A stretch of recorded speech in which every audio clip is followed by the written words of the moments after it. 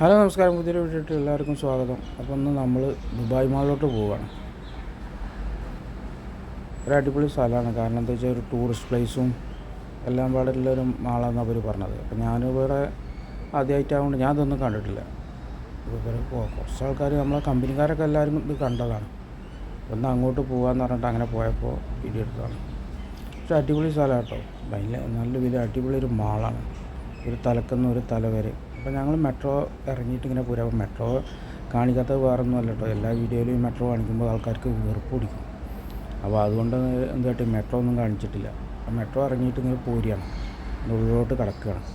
അപ്പോൾ അതിൻ്റെ ഉള്ളിലോട്ട് കടന്നു കഴിഞ്ഞ് അങ്ങനെ പോകുന്നത് കൊണ്ട് വരും. തലക്കുന്ന ഒരു തല വരെയും കടകളും അതിനല്ലേ ഇപ്പോൾ മാള്, എല്ലാ സൗകര്യങ്ങളും ഉണ്ട്. പക്ഷേ അടിപൊളിയാണ്. ഇതിൻ്റെ സെക്കൻഡ് വീഡിയോ ഉണ്ട് കേട്ടോ. അപ്പോൾ നമ്മളിത് കുറച്ചെടുത്തിട്ടുള്ള കുറച്ച് തിരക്കിയിരുന്നു. അപ്പോൾ അതുകൊണ്ട് ഇവിടെ വല്ലാതെ വോയിസ് ഓവർ ഇതൊന്നും കൊടുക്കാൻ കഴിയില്ല, എല്ലാവരും കിടക്കല്ലേ. കുറച്ച് ഇങ്ങനെ എടുത്തിട്ടതാണ്. അപ്പോൾ എല്ലാവരും വീഡിയോ ഇഷ്ടപ്പെട്ട് കഴിഞ്ഞിട്ടുണ്ടെങ്കിൽ സബ്സ്ക്രൈബ് ചെയ്യും, ബെല്ലൈക്കനൊക്കെ അമർത്തുകയൊക്കെ ചെയ്യുമ്പോൾ ഷെയർ ചെയ്യുമോ ലൈക്ക് അടിക്കുകയൊക്കെ ചെയ്യുമ്പോൾ ഇന്ന് നല്ലൊന്ന് സപ്പോർട്ട് ചെയ്യാൻ പറ്റും.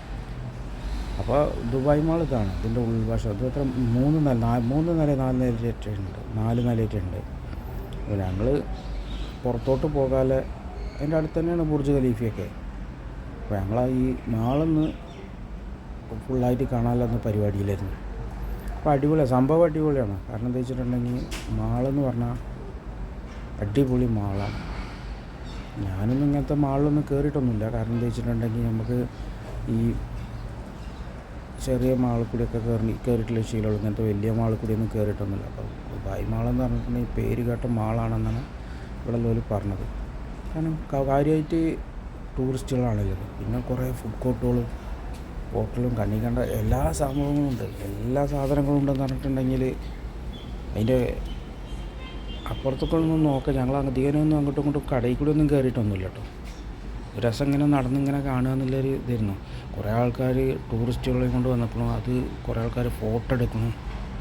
എന്തായാലും സംഭവം അടിപൊളിയാണ്. ദുബായ് മാൾ അടിപൊളിയാണ്. നമുക്ക് നല്ല എനിക്ക് നല്ല ഇഷ്ടപ്പെട്ടു. അപ്പോൾ നിങ്ങൾക്കും ഇഷ്ടപ്പെടുമെന്ന് തോന്നുന്നു എല്ലാവർക്കും.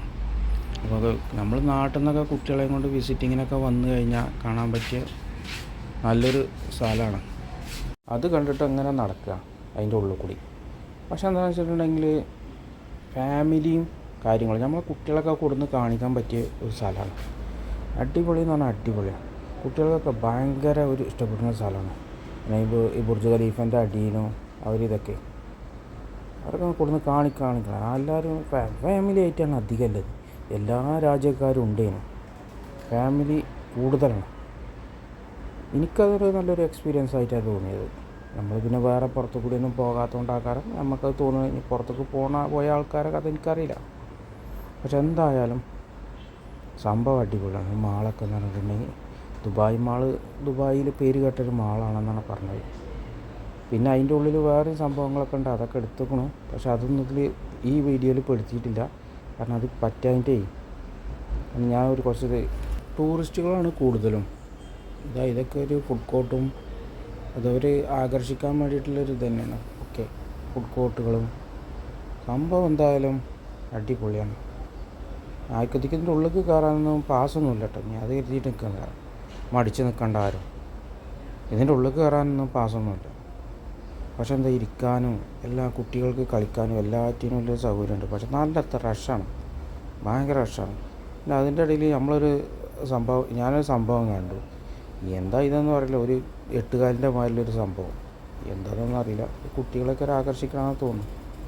അപ്പോൾ എല്ലാവരും നമ്മളെ നല്ലൊന്ന് സപ്പോർട്ട് ചെയ്യണം കേട്ടില്ല. വീഡിയോക്കൊക്കെ ലൈക്കും ഷെയറൊക്കെ ചെയ്യണം.